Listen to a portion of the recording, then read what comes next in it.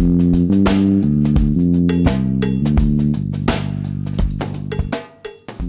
right, it is Thursday, April 15th, 2021, and this is the FITE Business Podcast. I'm your host, Patrick Auger, and today I'm going to do a quick recap of the things I had planned for last week's show.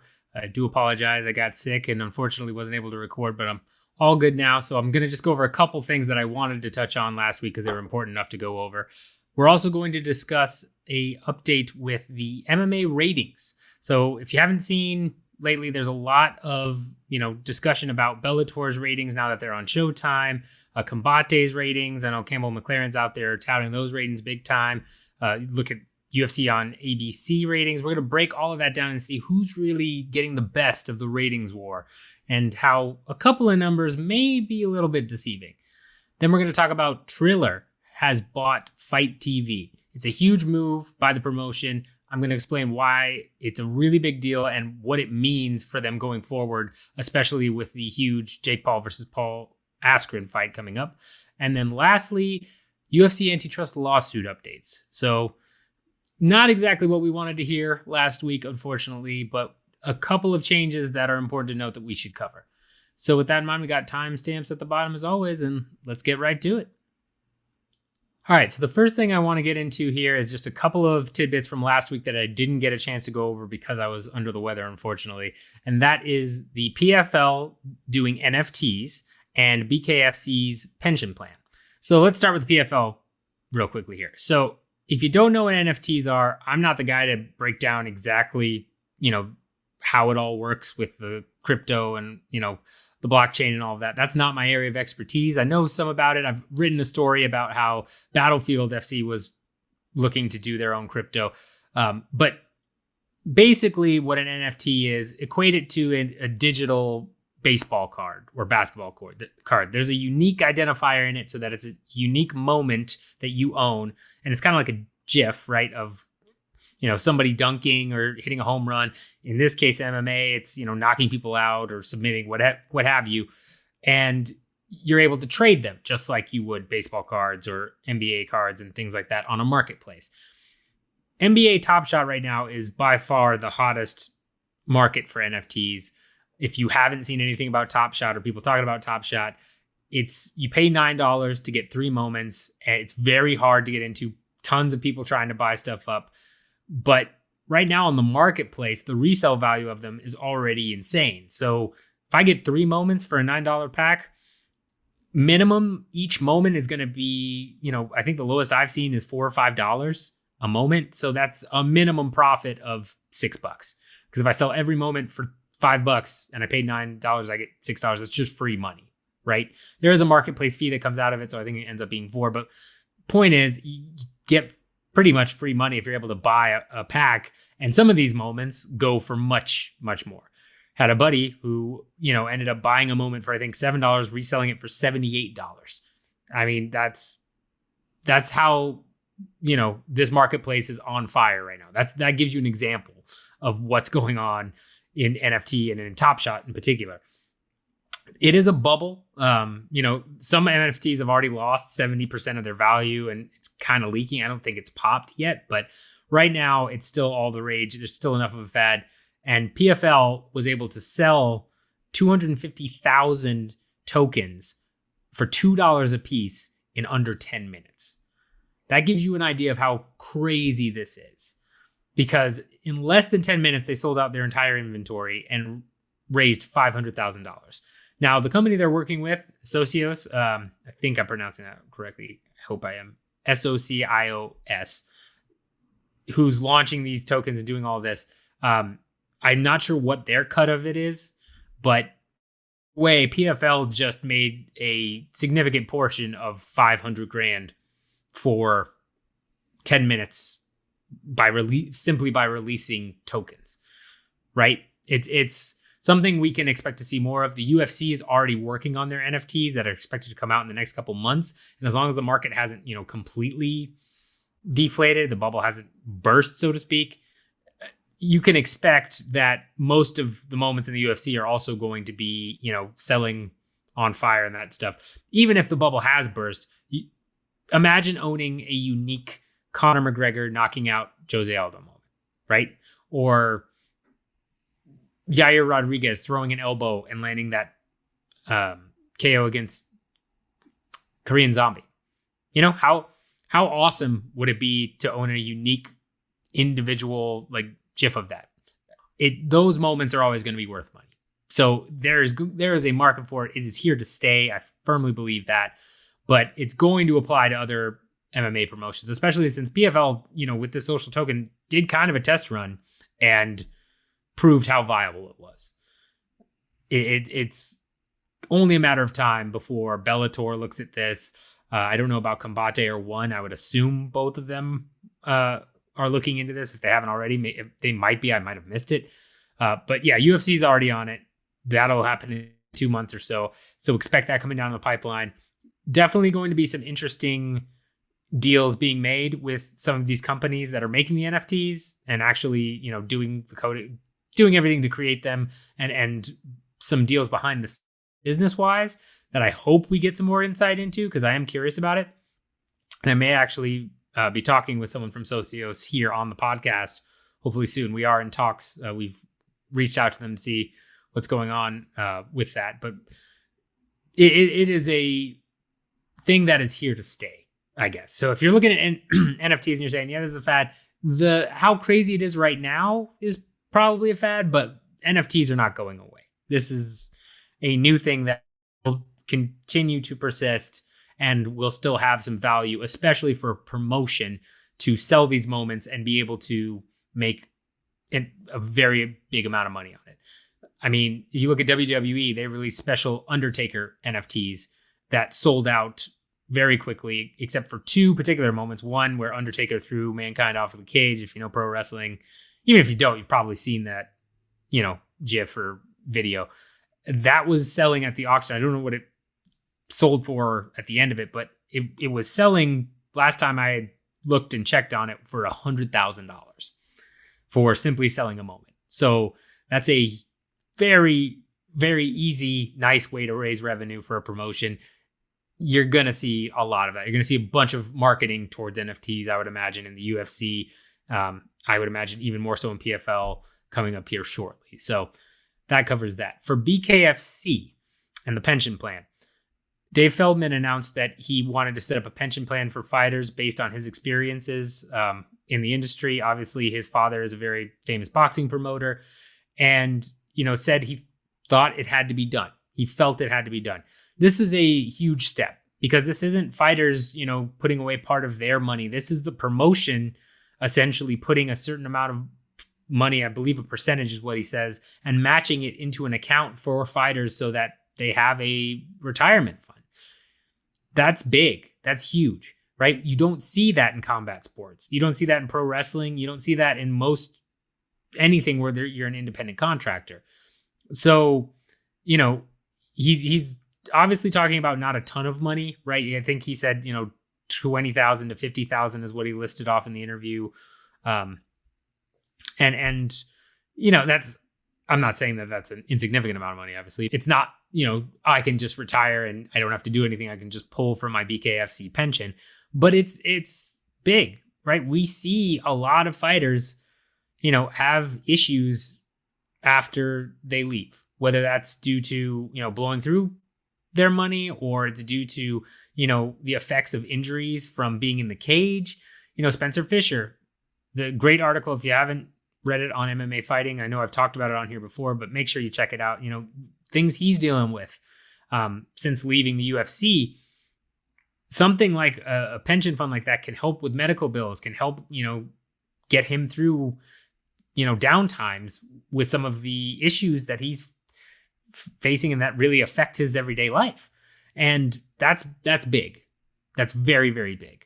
So I applaud it. I think it's a great move, business-wise too, especially because you are winning goodwill with your fighters in the public, right?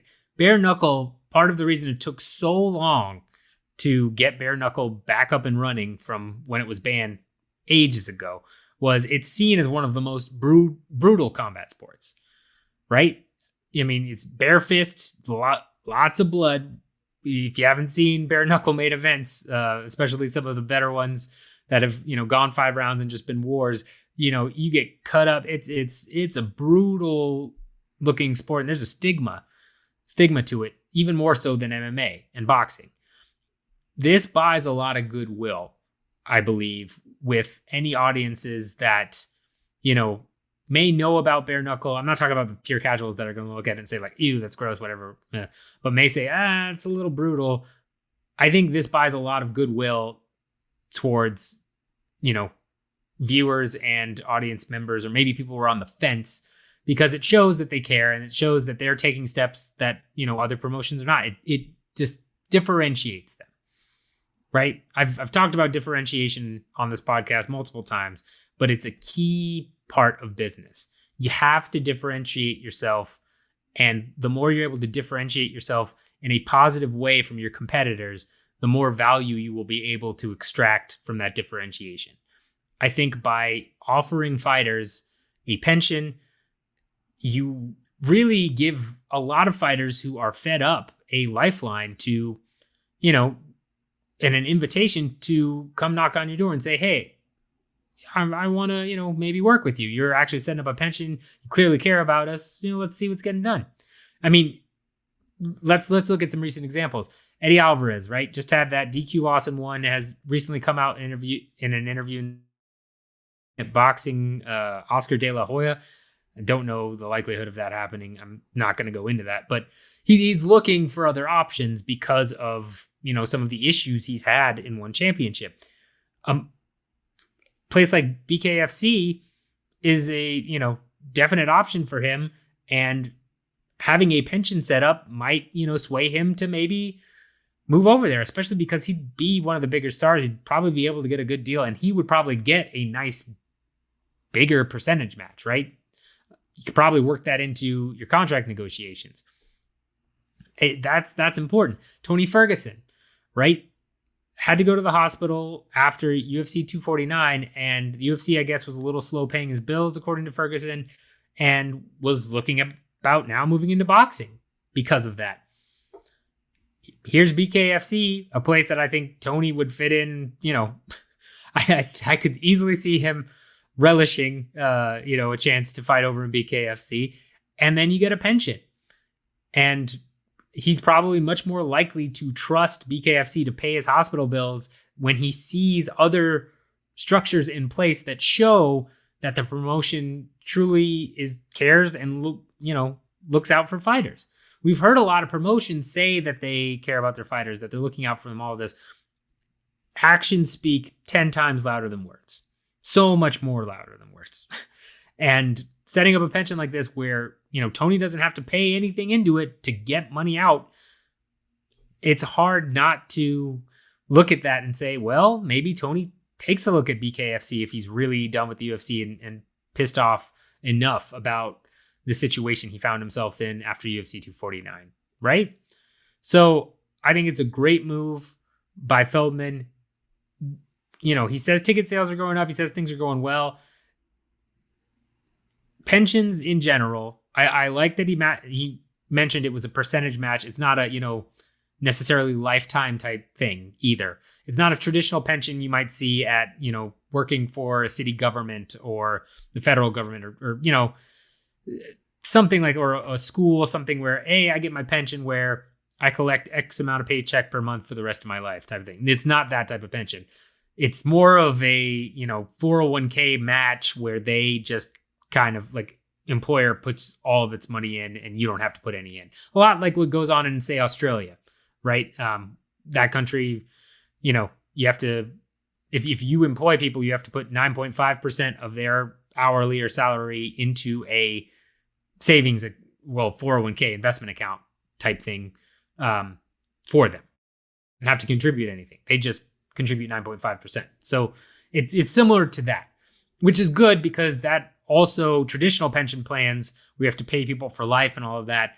That can usually cause a lot of, cost overhead and really hurt businesses. Most businesses nowadays don't offer pensions, or if they did, they've liquidated them or converted them over to 401k payouts because they couldn't sustain pensions as more and more employees came through the company, right?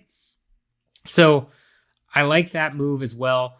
And I hope they're able to, get the revenue they need to sustain it and make that a bigger thing as time goes on, because that will be a game changer. As if it gets to be big enough, if BKFC continues to grow, if the pension plan, is grown and is touted by fighters more and more, you might, and this is a long shot right now, but you might see something in MMA as well, right? Because you don't want to start losing your bigger name fighters or bigger name prospects to a promotion like BKFC, something like a pension plan. It's a cost that the employer has to bear for sure, but what is a bigger cost? Setting up a pension plan for your fighters, or losing, the next Conor McGregor because you were, too busy and too, because you were too busy focused on other things and not on competing with a promotion who's offering some true extra benefits like that. So great business move, and we'll see how it plays. All right, next thing I want to dive into is MMA ratings. So over the past couple, basically seen ratings from every major promotion that's currently putting on events. We've seen ratings from the UFC, Bellator, One Championship, even Combate. We're going to compare all of those ratings and really break it down, because those numbers on their surface don't usually tell the whole story. So let's start with Bellator. Bellator 255 premiered on Showtime and got 167,000 viewers. That's not, to the blind eye, or, untrained eye rather, that's not super great. That's about half of what they were tending to average on Paramount. And the Bellator's lowest show on Paramount was 44,000. So that's a significant dip. But an important part to remember is that Showtime, of course, is a subscription service. So while we do get the viewer numbers, not nearly as many people are paying for the Showtime add-on as, they're paying just for cable, where you might see them on Paramount. So that's a very big, so it doesn't capture anybody watching through streaming services. So, this past event for 255, they opened it up pretty much to, YouTube. I actually watched it on Pluto TV, because there's, free TV service that I have because the TV I bought, and has a Bellator channel. It was actually showing the fights live there. There were a lot more eyes on this than just 167,000 people. We also got a snippet of Bellator 256, which that wasn't broadcast on all the other, avenues such as Pluto TV and things like that. And that was around 103,000. Again, not fantastic, but not bad. Pretty healthy, especially when you compare boxing numbers on Showtime, right? Right now, boxing is in that same range Showtime, and that's good for Bellator, because it gives them a real, comparison to a very similar product, where they can say, hey, we're doing just about as good as these guys. And Showtime, boxing, of course, has been a staple of that channel for the longest time, and it's not going anywhere soon. At least I don't believe so. So that's healthy for Bellator to bring in those types of numbers and be on a similar par as Showtime boxing. So don't freak out if you're seeing people say, oh, Bellator is dead, look at those ratings, they're terrible. Or if you see people comparing, look at what they did on Paramount, all that. No, that is very, very common, especially going behind a paywall. There were people watching on DAZN and not watching on Paramount. As we continue on, and this will be something I harp on throughout this entire portion of the podcast, as we move further and further along in technology, cable is dying. It is being replaced by streaming services, different broadcast deals. Pretty much, it's going the way of the dodo, right? It is slowly but dying. So these numbers are going to continue to go down, even if they were bringing in, if they were bringing in a huge audience on television. They're going to go down year over year. It's simply a fact. As more and more people cut the cord, move on to, different apps, get their favorite selection of Netflix and Hulu and, Paramount Plus and Peacock, right? It's all over the place. That's just going to continue. So it's not bad at all for Bellator doing what they're doing. Also, an important thing to note about those shows is they brought in, I believe it's what is his name? They had a boxer there. I believe it was Ennis. And let me see here. Jaron Ennis. Yes. Jaron Ennis, who went on to fight in, a boxing main event shortly after, not the same night as Bellator, but, shortly after, I believe it was the next day or so. Sorry, I was very sick during the time. But they interviewed him during Bellator, asked him some questions about his upcoming fight, hinted at, maybe he'll step into MMA, something like that, blah, blah, blah. You're going to see more of that. You're going to see a lot more of that. That crossover was always going to happen. I give it about 6 months before we see at least one Bellator fighter step into the boxing ring. I would imagine someone like MVP makes a lot of sense. Chris Cyborg has talked about it a lot, and that also makes a lot of sense, especially given, that she's very dominant. And if she's able to, take out Leslie Smith the way she wants to, I wouldn't be surprised if she says, you know what, I want to go ahead and go over to boxing, all that type of stuff. So don't be shocked if you see an MMA fighter move over into the boxing ring, or maybe vice versa. It could happen the other way, but there's going to be some cross promotion there, and that's only going to continue to grow. You're going to see Bellator fighters being interviewed in between boxing bouts. You're going to see boxers interviewed in between Bellator bouts. It's just a natural synergistic thing to do. So expect a lot more of that as well. All right, moving on to One Championship's ratings. One Championship is an example where even though they got higher ratings than Bellator, right, coming in at 196,000 for their One Championship on TNT 1 event, you might think, looking off the bat, hey, they did better than Bellator. That's not bad. Ooh, no, it's pretty terrible. And here's why. So all TNT, again, is a pretty much standard cable channel. So you have a much wider audience or potential audience rather, that you are, looking to market your product to.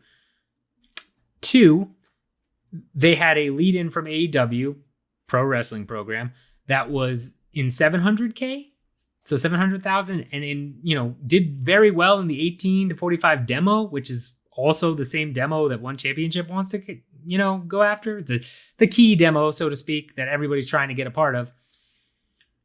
And then for it to drop off that much to 196,000, yeah, it's not great. Oh, and did I mention that they paid I'm sure, ridiculous sum of money on commercials during March Madness? That might be the worst factor here. Is I'm not sure how much they paid, but those commercials are not cheap. And they advertised, I don't want to say heavily, but they advertised enough during March Madness that if you were watching March Madness games, basketball games on TNT, I'm sure you saw at least one ad for, One Championship on TNT. And to get 196,000 viewers after all that is pretty abysmal, right? It's not good. That's significantly lower than, again, what Bellator's worst show on Paramount was. And I would argue that Paramount is a channel that is in less homes than TNT is. So those are pretty bad numbers for One Championship. And then you have the results of the event itself. You have Demetrius Johnson getting finished, who, is arguably the biggest name that the promotion has. Eddie Alvarez having that terrible, disqualification. It does not help them win over American fans. Originally, the plan was in 2020, before the pandemic hit, to do a North American expansion. One Championship was adamant that they were going to do a North American expansion, going to host shows in the US. It was going to be a pretty big thing. COVID obviously derailed all of that. Finally, coming back onto TNT and in prime time, showing fights to an American audience, having, your two biggest American fighters losing, it's not a happy time if you're a businessman, right? You don't want to try and win new customers by having people they're most likely to root for and know get finished or DQ'd. I mean, both are pretty awful. So, I mean, overall, just terrible for one championship right now. It's that 196 number, make no mistake about it, very bad times. Let's move over to Combate real quick. Combate got 322,000 starting at 12:30 Eastern time, I believe. That's in the range of what Combate does, and that is between Univision and TUDN, I believe is the name of the other channel it's on. So, not bad at all. And it's kind of in their wheelhouse, in terms of what they range in. They have multiple times hit the 500K mark. They're doing well, right? I don't know how many people watch Combate that you guys know. I know a couple. I've watched a couple of Combate shows. It's not one that I regularly turn into just because it's later and I'm an old man.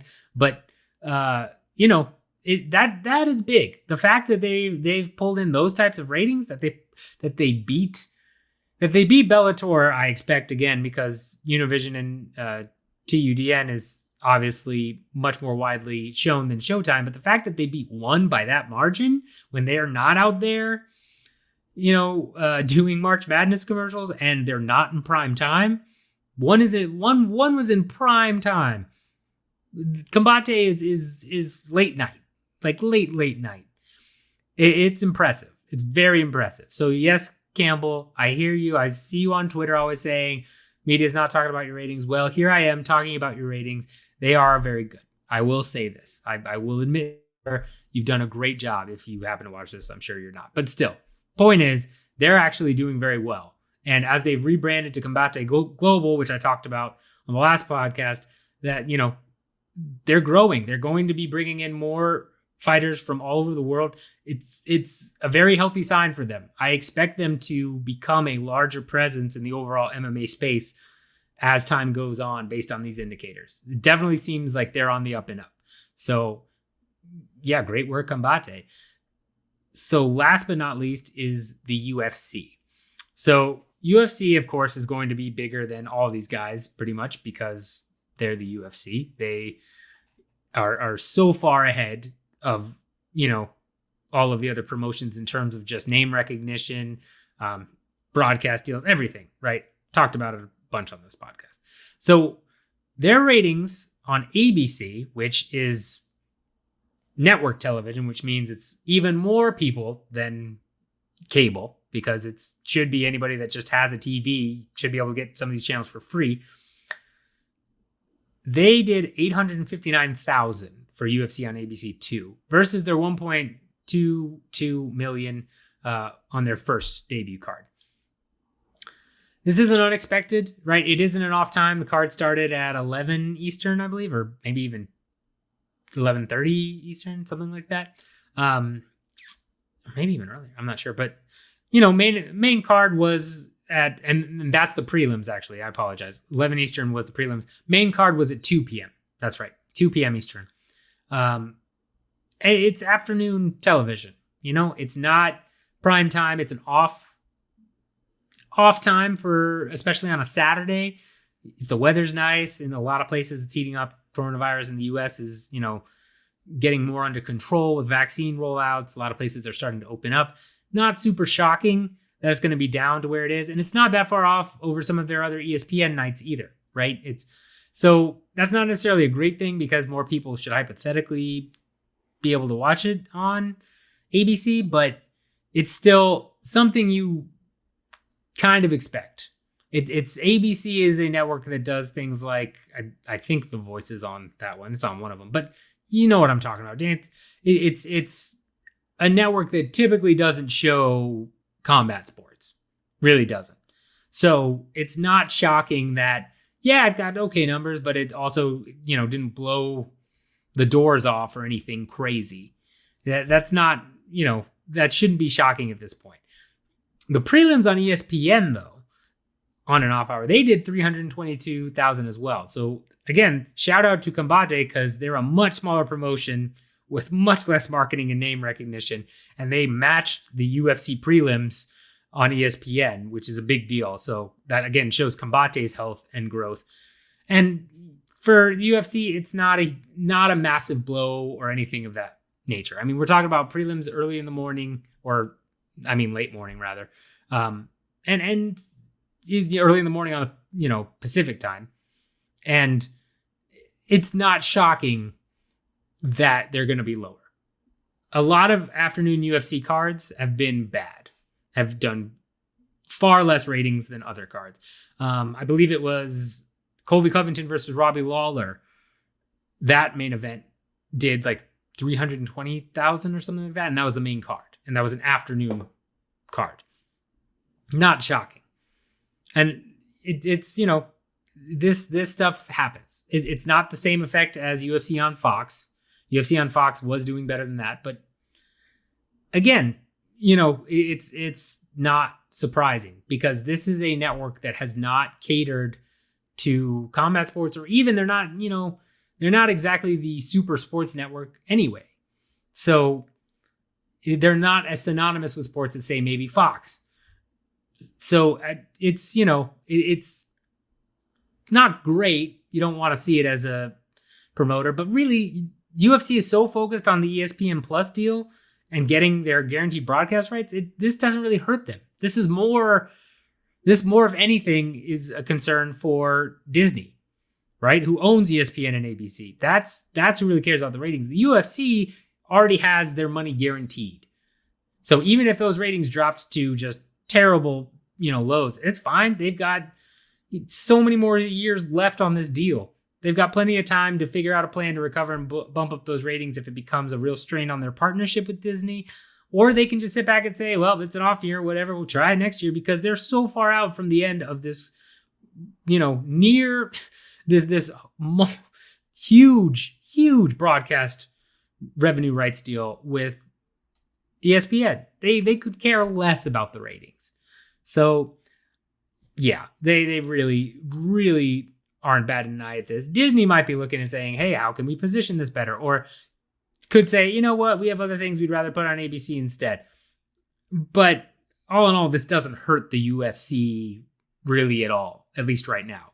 If it continues, again, puts strain on the relationship with Disney because not enough people are watching, then that's something they'd have to take notice of. But, a one-off like this, it's way too early for them to say, this is a problem. It's just not going to happen.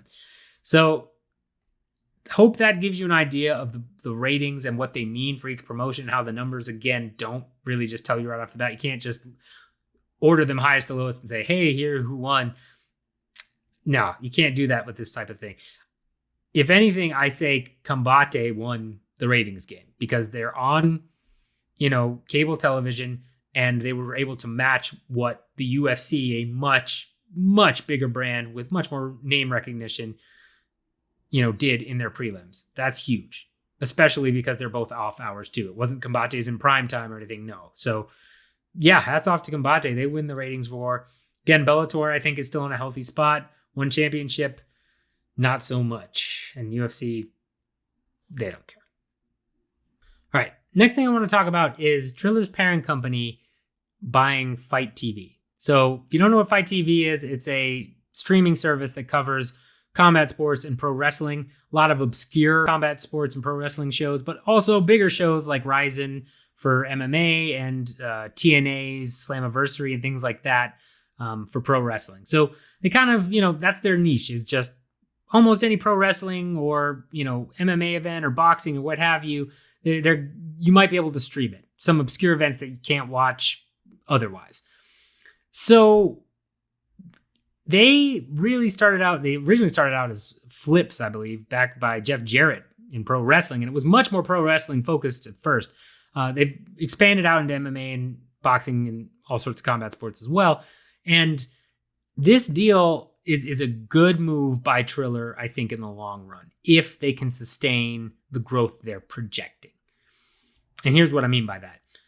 This is a way to broadcast all future Triller events and for them to promote Triller events through a service that is known for maybe the more obscure or oddity fight, right? And that's really what Triller's all about. I mean, Yes, they did have, Tyson, obviously fight semi-recently there, but Jake Paul versus Ben Askren, that's what we call a freak show fight in the business. It's getting a lot of attention. A lot of people are probably going to buy it, but it's not something you're going to find a lot of successful marketing for on a more mainstream MMA or mainstream boxing site or something of that nature, right? Hardcore fans look at this and a lot of them say, ugh, this is gross. I'm not going to pay money for that fight. It's stupid. I'd much rather see the best in the world at, whether that be MMA or boxing or karate combat, what have you. I'd rather see them compete than, watch this freak show thing. But a service like FITE TV is built for the audience that says, yeah, I want to see these obscure MMA shows from Romania, or I want to see that promotion, in New England that's got some crazy pro wrestling things on it, or I want to see that boxing match that I just can't really find anywhere else and that's maybe only being shown regionally. It really suits their audience. And that's why I think it's a smart move. It's a good synergistic merge. There should be a lot of synergy there for, production value, for marketing, where they don't have to go out and attract new people to the platform specifically for Triller. A lot of people that they were already marketing to will be there, will know what FITE TV is. Or if you say, I want to find this obscure whatever, and go to, you find FITE TV to actually watch that particular fight or pro wrestling or what have you, then it opens up the door of Triller now being in their library, and for them to say, hey, you loved that crazy, pit fighting in middle of nowhere. Well, check this out. We've got Jake Paul, this YouTuber, versus Ben Askren, a retired UFC fighter. It's going to be wild. It's a very smart move. It makes a lot of sense. The only concern is, right, that obviously Triller is shelling out a lot of money, or it seems to be shelling out a lot of money for, the acquisition of several people under their name. Their most recent promo had people like Chuck Liddell, had a lot of famous artists, musical artists perform during the Tyson fight, right? They had a French Montana and a bunch of people just perform like full sets in between fights. You also have commentary with people like Snoop Dogg and some more notable names that are going to, charge a bigger fee to be on the show. It's a lot of cost. And buying something like this, again, is just going to raise your costs. Can the revenue back it up? Now, obviously, when it comes to the Tyson fight, probably did pretty well. Probably made a bunch of money there, which makes sense. But how much this can be sustained is really the question, right? Freak show fights, we've seen other promotions and other leagues try this before to do, purely freak show fights all the time. And a lot of them die out. It's as simple as that. A lot of them end up, flaming out and not really being sustainable long term. Adding something like a broadcasting service will help, especially to market towards your potential customers, but it's a lot of overhead right now when they're still so new. So again, I think it's a smart move overall. And if Jake Paul versus, Ben Askren does as well as it's supposed to, then that can be a, good sign of things to come. Also, I'm just realizing now, I think I said Paul Askren at some point, so I apologize earlier on. I've been sick. Just give me a break. But either way, this is definitely a big step for them. It's a big step for Triller. It shows where they want to go. It shows that this is not a kind of one-off thing they want to do or keep in their niche. This is a company making big moves to try and really ramp up growth. And it's an aggressive tactic. I like it. I think it's bold, but I really like it. And we'll see if it pays off in the long run. It's, again, watch for the pay-per-view buys for the Jake Paul, Ben Askren fight, as well as any subsequent events they put on in the near future, because I think that's going to be very telling. I think between this one and the next 2 or 3, we're going to get a real idea of their, continual drawing power. This is only freak fight number 2, so probably going to see a fair amount of people tune in. But when you get into 4 or 5, 8, 10, that's when it really shows just what drawing power you have and the gimmick kind of wears off. So we'll have to see how it plays out. All right, and the last thing I want to touch on, of course, is the UFC antitrust lawsuit update.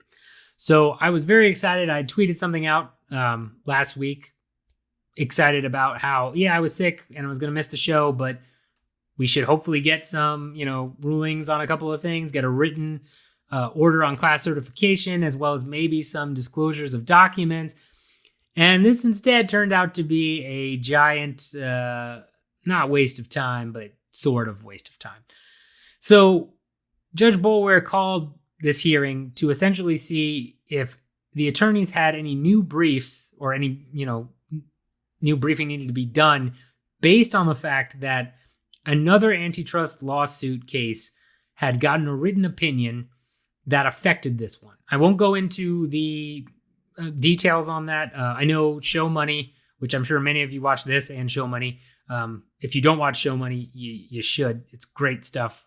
Just fantastic stuff from John Nash, Paul Gift, and Jason Cruz. Sorry, losing my voice a little bit.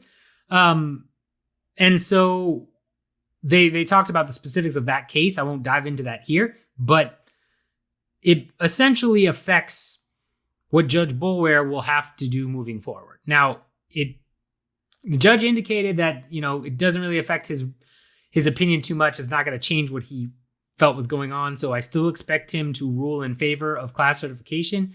But a very important thing to remember and to note now is that the judge will have to make explicit findings about Singer's modeling, Hollis Singer's model.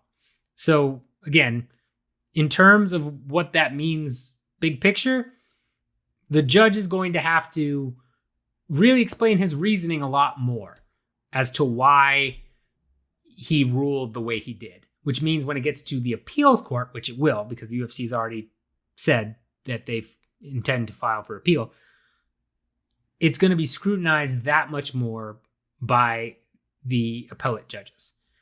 And which I learned from Show Money, I thought I'd remember this, I kind of forgot, and then brought up again on the most recent Show Money, is that, this is Judge Boulware's first large antitrust case. At least that's what Nash and Cruz and Gift are speculating.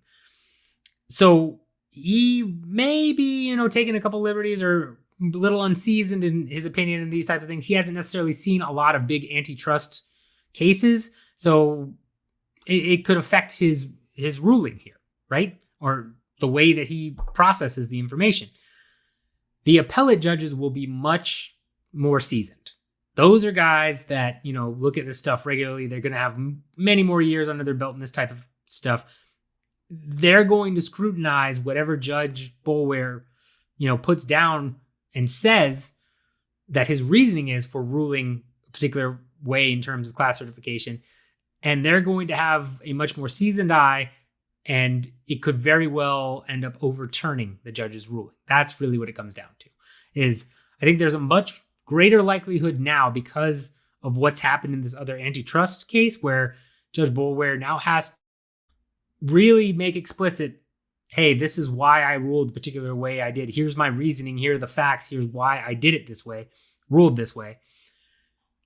And laying that all out bare gives appellate judges much, much more to go through and analyze and poke holes in and say, well, you said this, but, Judge Boulware decided this, but based on, yada, yada.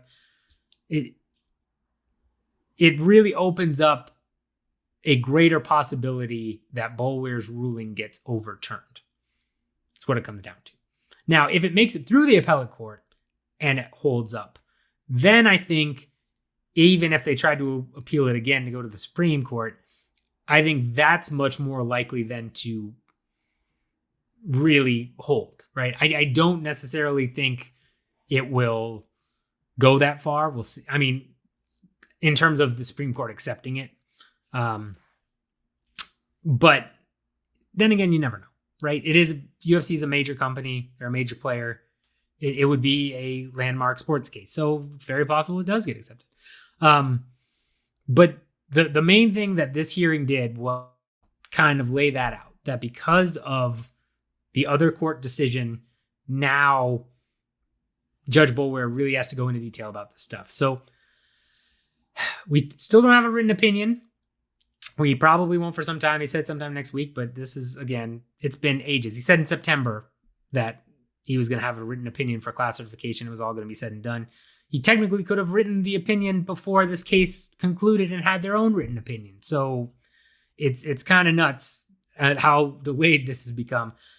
But sadly, I think it's just going to stretch everything out even more. It's just going to be months upon months, years upon years.